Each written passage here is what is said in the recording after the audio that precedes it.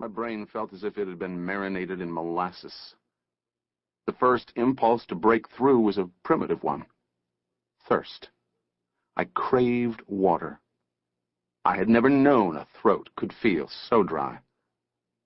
I tried to call out, but my tongue had been dry-caked to the bottom of my mouth. A figure entered the room. When I tried to sit up, hot pain ripped like a knife down my neck. My head fell back.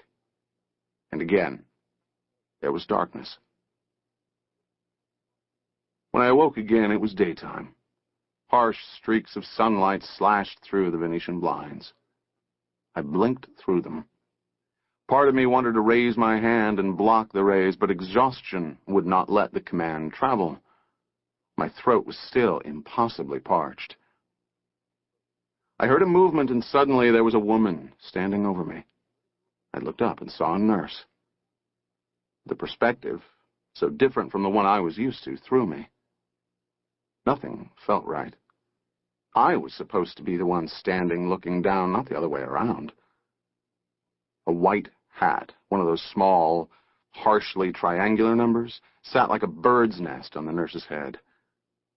I've spent a great deal of my life working in a wide variety of hospitals, but I'm not sure I've ever seen a hat like that outside of TV or the movies. The nurse was heavyset and black. Dr. Seidman. Her voice was warm maple syrup. I managed a very slight nod. The nurse must have read minds because she already had a cup of water in her hand. She put the straw between my lips, and I sucked greedily. "Slow down," she said gently. I was going to ask where I was, but that seemed pretty obvious. I opened my mouth to find out what had happened, but again, she was one step ahead of me. "I'll go get the doctor," she said, heading for the door. "You just relax now." I croaked, "My family. I'll be right back. Try not to worry." I let my eyes wander about the room. My vision had that medicated shower curtain haze. Still, there were enough stimuli getting through to make certain deductions. I was in a typical hospital room. That much was obvious. There was a drip bag and IV pump on my left, the tubes snaking down to my arm. The fluorescent bulbs buzzed almost, but not quite imperceptibly. A small TV on a swinging arm jutted out from the upper right-hand corner. A few feet past the foot of the bed, there was a large glass window. I squinted, but could not see through it. Still, I was probably being monitored. That meant I was in an ICU. That meant that whatever was wrong with me was something pretty bad. The top of my skull itched, and I could feel a pull at my hair. Bandaged, I bet. I tried to check myself out, but my head really did not want to cooperate.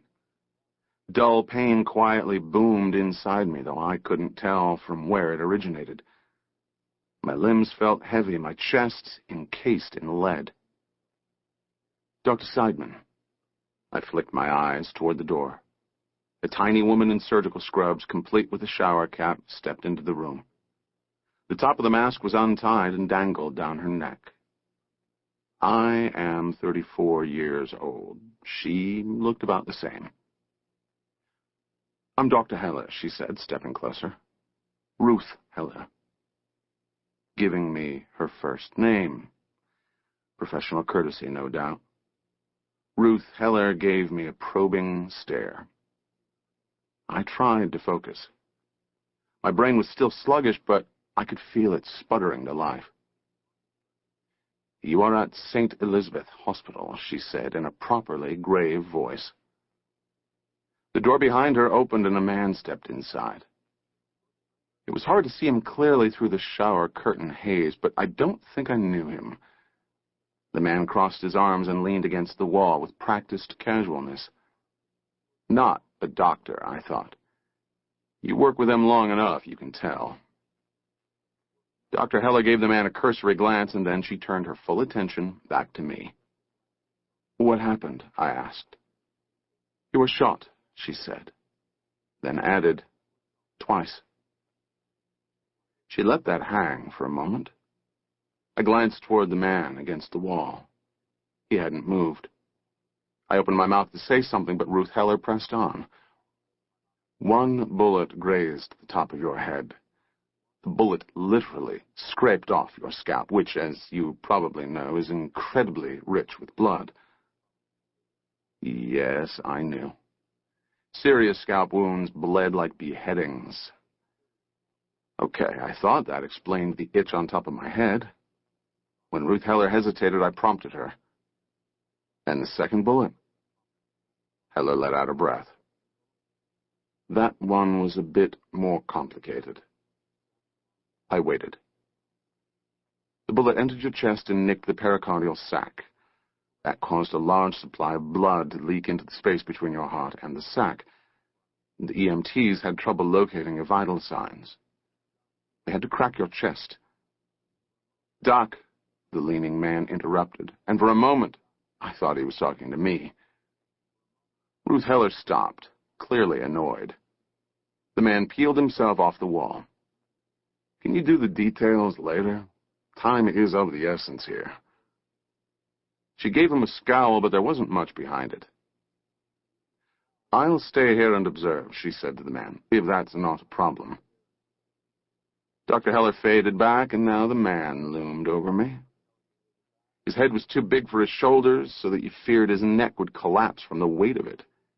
His hair was crew-cut all around, except in the front where it hung down in a Caesar line above his eyes. A soul patch, an ugly smear of growth, sat on his chin like a burrowing insect. All in all, he looked like a member of a boy band gone to serious seed.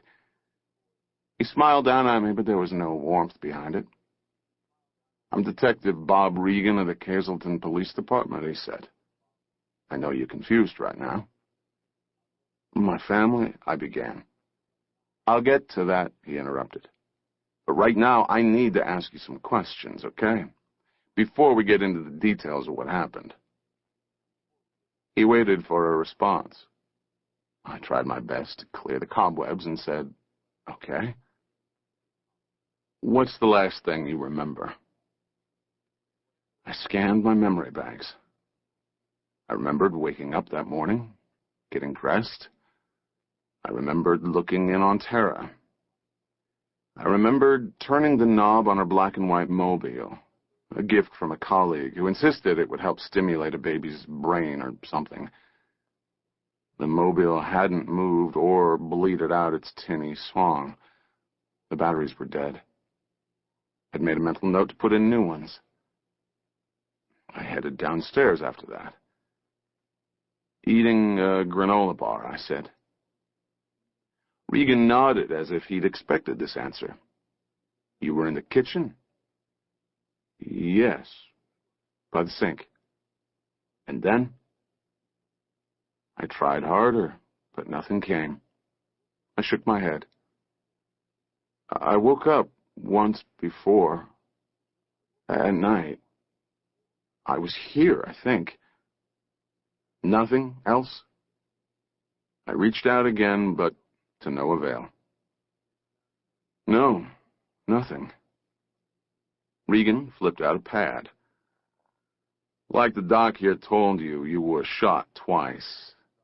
You have no recollection of seeing a gun or hearing a shot or anything like that?" "No." "That's understandable, I guess. You were in a bad way, Mark. The EMTs thought you were a goner." My throat felt dry again. "Where are Tara and Monica?" "Stay with me, Mark." Regan was staring down at the pad, not at me. I felt the dread begin to press down on my chest. "Did you hear a window break?" I felt groggy. I tried to read the label on the drip bag to see what they were numbing me with. No-go. Pain medication at the very least. Probably morphine in the IV pump. I tried to fight through the effects. "No," I said. "You sure?" "We found a broken window near the rear of the house. It may have been how the